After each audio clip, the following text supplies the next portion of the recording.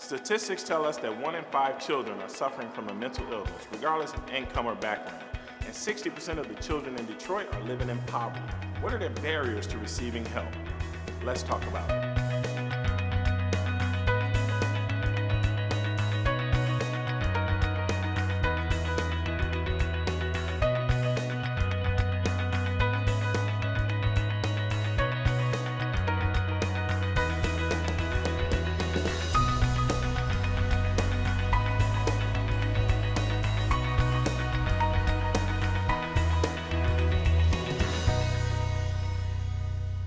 Welcome to My Healthy Mind. I'm Elizabeth Atkins and this is Michael Hunter.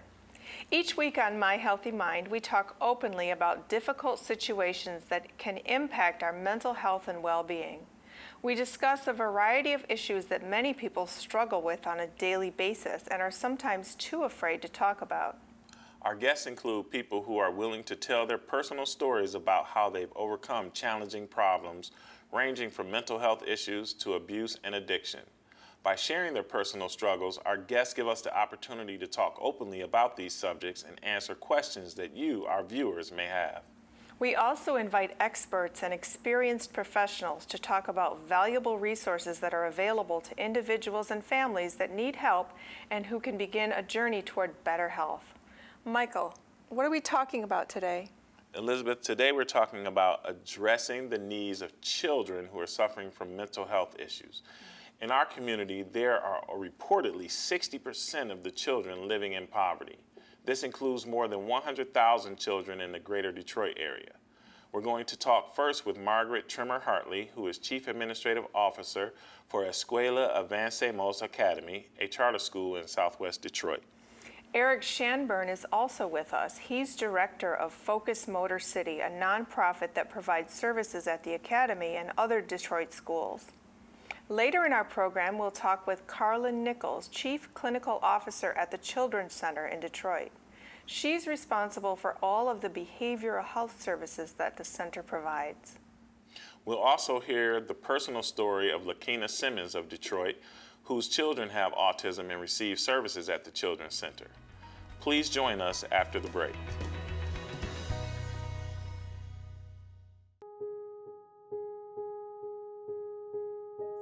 We really are about supporting families.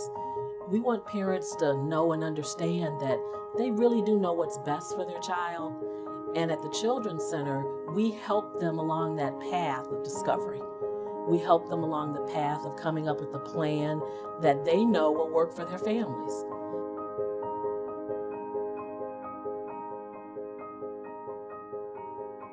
Stress, depression, and severe mental illness can happen to anyone. Team Mental Health Services has been helping those struggling with these conditions in southeastern Michigan.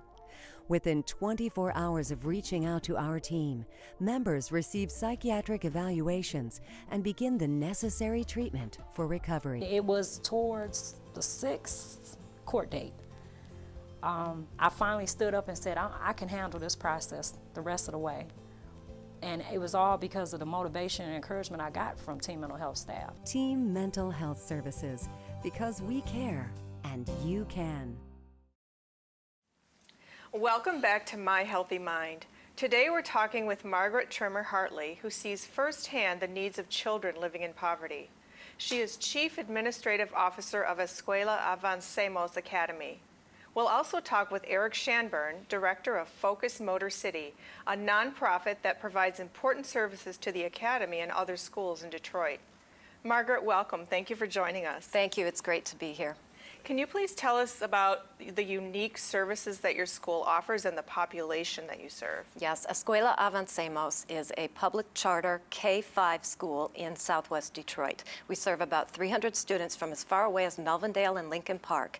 And we provide a very hands-on, project-oriented program and also provide a great deal of community and family support.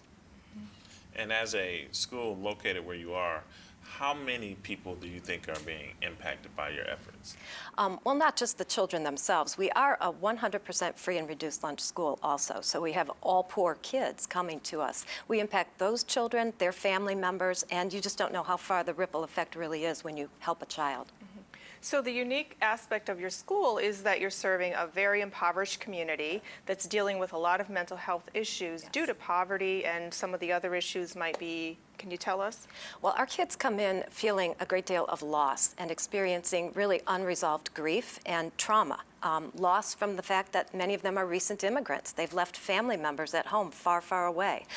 There's a great deal of violence in our community, and so on any given week we have students who are losing family members to violent actions. There's also a very high incidence of cancer in our community, and several of our kids' parents are afflicted right now. So there's loss, there's anger that's associated with that grief process. And there's also things like poor nutrition, poor hygiene, poor health in general, and bed bugs, lice, those are things our families deal with every day. And so trying to balance that mental health piece and the education piece, how supportive is the community? The community is incredible. Southwest Detroit is very communal just by nature. It seems where community is most needed is sometimes where it's most successful. And our families, even though they have little, they give a lot. We have community organizations. Southwest Solutions is a tremendous support. They're actually in our building providing services. The churches in the community, Focus Motor City. There's just so many organizations that we have to be strategic and use them wisely so that we don't miss opportunities or so that we don't waste opportunities. So let's talk about how Focus Motor City helps your school. Eric, can you tell us what your volunteers are doing at the academy? Yeah, one of the things we're doing is we're developing the volunteers for tutoring and reading, as well as backpack feeding. So we provide food over the weekend for kids and a little bit for the families as well. We provide new shoes to any schools that have need, any kids that have need, as well as other resources like reading books, emergency needs that families might go through, whether it's a fire they experience or a lack of food at home. And so as you're helping and providing volunteers, your MSW, are you providing counseling as well? No, we don't get into counseling. Most of my volunteers are, they might be students, in an engineer program. They may be, stay-home mom. They could be retired teachers too. But there's other organizations like Southwest Solutions that provide the counseling and the school officials that can get into that. So the unique aspect that you're dealing with is something that cities, schools across the country deal with in impoverished areas. You're dealing with poor nutrition, violence, sickness, loss, and how do you teach reading and math in that setting? So as a social worker, you're able to provide that sort of safety net, is that correct? Yeah, the effects of poverty are great, and certainly poor academic success is one. Lack of nutrition, food trauma is a real issue. And so we're trying to look at all those issues. What can we do as an organization, as those who want to make a difference? And when we read these news articles, about Detroit schools and about poverty with children in Detroit, what can we do? And so we work with volunteers and we partner with the schools to try to address these needs. And you mentioned food trauma. Tell us what Yeah. that is. Well, lack of food. There's a real, there's all kinds of trauma that can be experienced in life. There's post-traumatic stress disorder, but there's trauma that's associated with poverty and with lack of food. And so children who are not getting the proper nutrition or the proper food, they come to school hungry, Monday morning, they can't learn. That's going to affect their ability to learn. And there's all kinds of data to prove this, that their academic success is lower if they don't have the proper nutrition and the proper food. So you send backpacks full of food home with the children on Fridays, correct? Yeah, every Friday we'll bring sacks of food, and mostly it's for the kid and a little bit for the family as well. And Margaret, have you seen an improvement in the kids that have participated from these kinds of outreaches or others? We haven't tracked the data yet. We're still new in the school year, and this is a new program for us, but I will tell you the enthusiasm we see on the part of the kids. They burst into my office on Fridays and show me everything in their backpack, and they're excited to consume it over the weekend. And so when we have well-fed, well-rested children, we can do miracles. When we don't, we struggle. Thank you, Margaret and Eric, for being here today. The work that you're doing is tremendous. You're helping so many people, educating us about poverty, and definitely helping our viewers to understand more about what you're doing today. Thank you so much for being here on My Healthy Mind. Thank you for having us. Join us for more after this short break.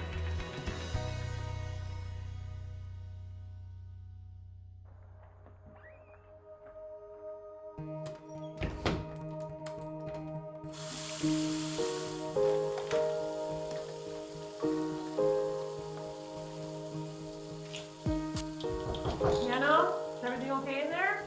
Just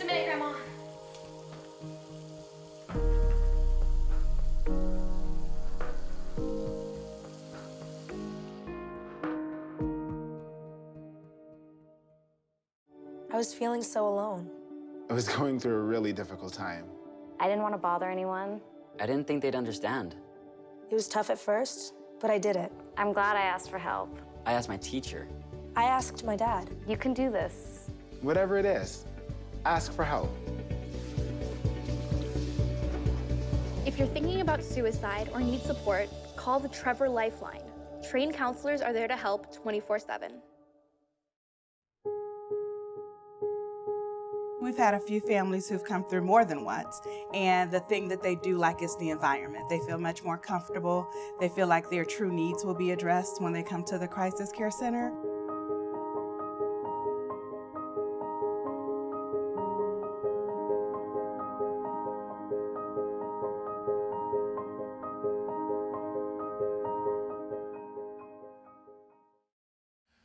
Welcome back to My Healthy Mind. Today we're talking about children with mental health issues and especially how it impacts those who live in poverty. With us is Carlin Nichols, Chief Clinical Officer of the Children's Center. Carlin, thank you for being here with us today on My Healthy Mind. Thank you for having me. Can you tell us what the organization, the Children's Center, does? Sure. The Children's Center has an 86-year history of serving children in the Wayne County, Detroit area. We serve children with behavioral health issues, specifically mental illness as well as intellectual and developmental disabilities, ages pre-birth through 18. And what are the services that you provide?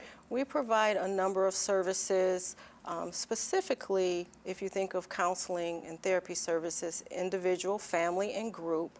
But within that framework, we provide a number of evidence-based practices, trauma-focused therapies, parent management trainings, as well as social skills groups and specialized services for children on the autism spectrum.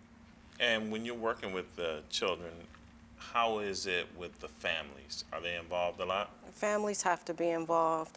Children live in families, and children often are, whatever they experience is often because of their own environment, their family.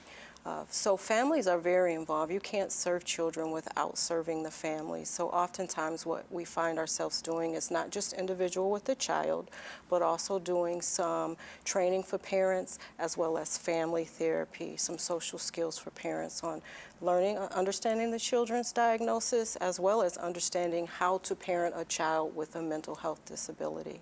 And a lot of the parents have issues that they're dealing with themselves, correct? Absolutely. Our parents, remembering that we serve a Medicaid population, these are parents that sometimes are unemployed, underemployed, in poverty, and they have their own challenges. Some of them come to us with their own history of trauma.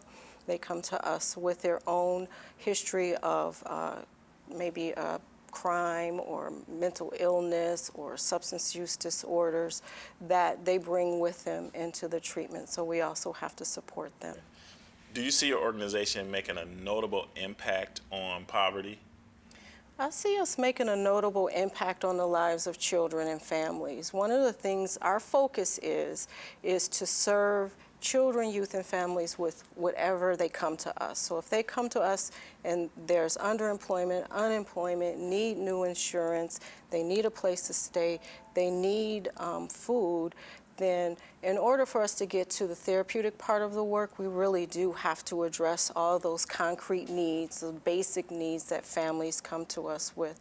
And we're able to do that because we have a number of enrichment opportunities and partnerships in the community to do everything from providing school supplies to additional food and support and help for families. So we're able to provide that level of basic concrete needs and support as well as the therapeutic services. And so over time, we do see improvement in the functioning of children, both at home, school, and in the community. So Carlin, how many families and children do you service, and what is the cost? We serve approximately 2,300 children a day in our behavioral health services alone. And so these are children who are typically on Medicaid. And so to receive Medicaid, there's an income requirement. So these are families that are in poverty.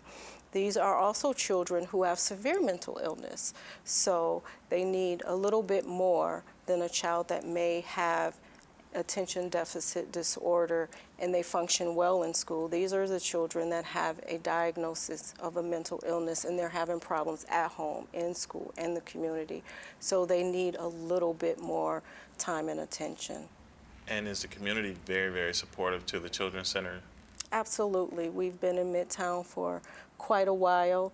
The community is very supportive of the work we do. We're really plugged in not just to the surrounding community, but our other community mental health partners in Wayne County, local schools, whether it's the charter schools, Detroit Public Schools, EAA schools, working closely with child welfare, the courts. Carlin, can you share a success story with us on a child that came in with a family with a lot of issues and how you helped them? Sure, I can talk to you about Lakina. Lakina is a phenomenal woman with 2 wonderful children who are on the autism spectrum.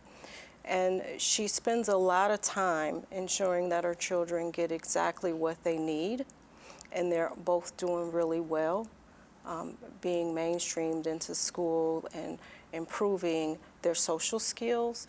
But the other really neat part about Lakina, and you'll get to see, is that she's a phenomenal advocate for other parents.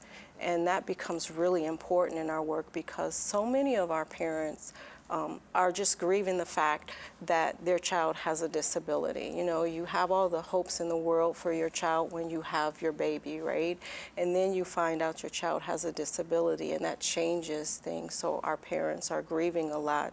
And so having another parent share their story, willing to walk hand in hand, is so important, and she's a phenomenal success story.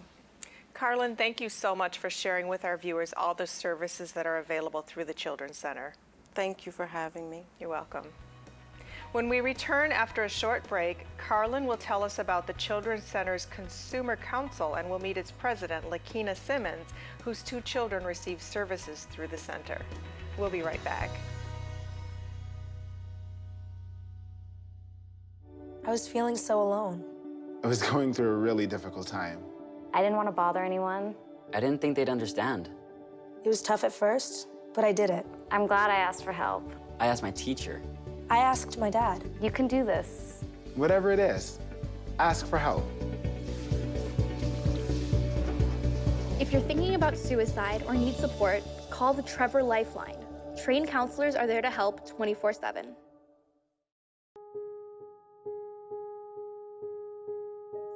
We really are about supporting families.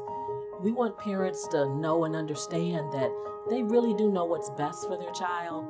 And at the Children's Center, we help them along that path of discovery. We help them along the path of coming up with a plan that they know will work for their families.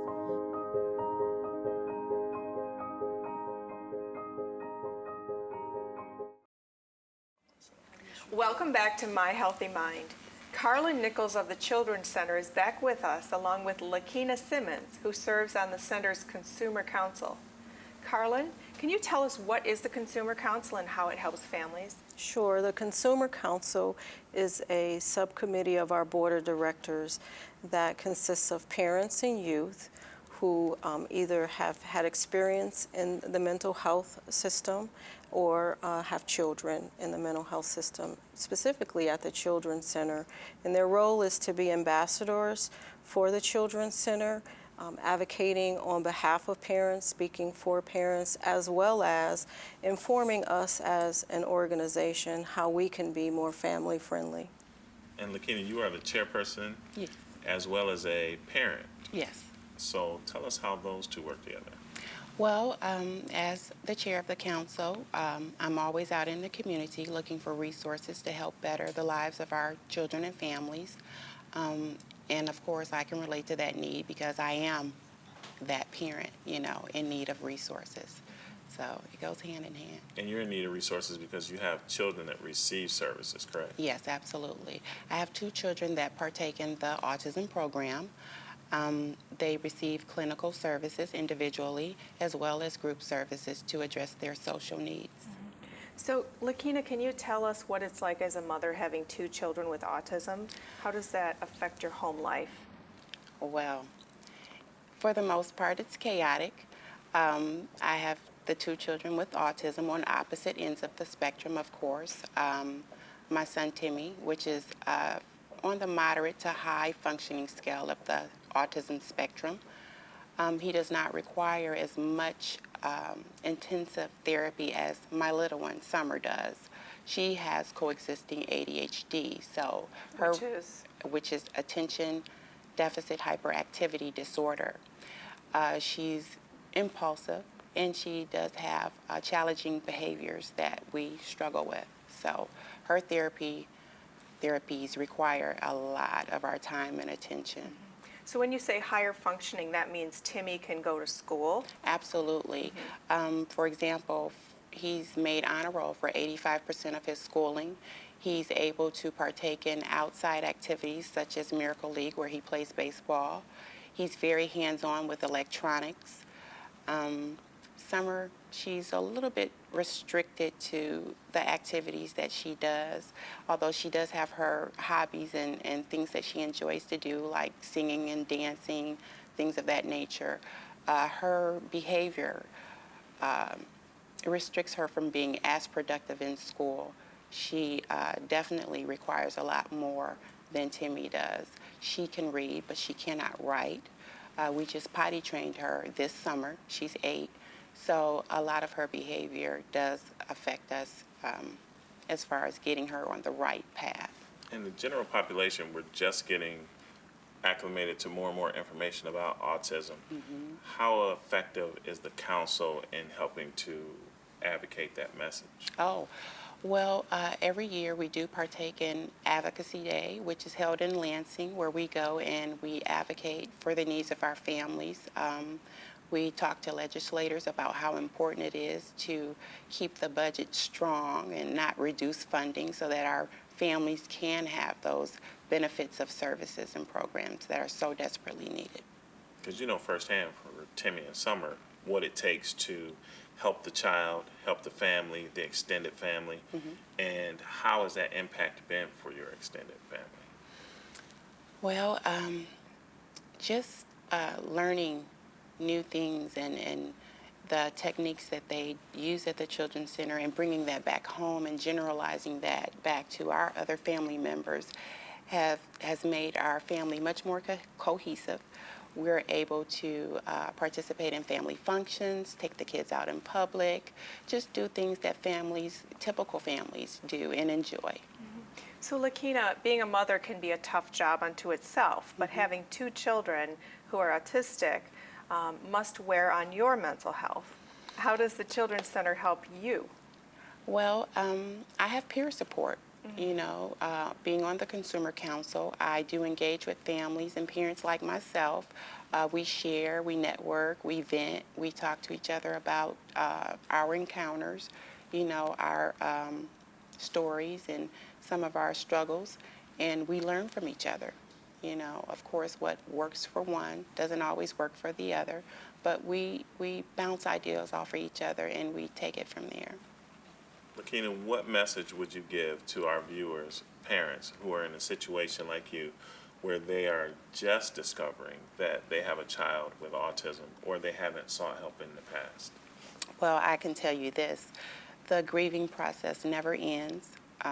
The key is to never give up hope on your child. You know, the Children's Center, they meet families and children where they are, and they have evidence-based programs designed to help guide families to a more productive outcome. So it's definitely worth, you know, going in and getting evaluated for services, and also being there for the entire process, being involved in the treatment plan, being involved in therapy, learning techniques to enhance your child's quality of life. Thank you, ladies, for joining us today on My Healthy Mind. What a powerful story. What an impact you're having on the children that you serve and our viewers. Thank you so much. Absolutely. Thank you. When we come back, we'll ask our viewers to tell us other topics they want us to talk about on My Healthy Mind.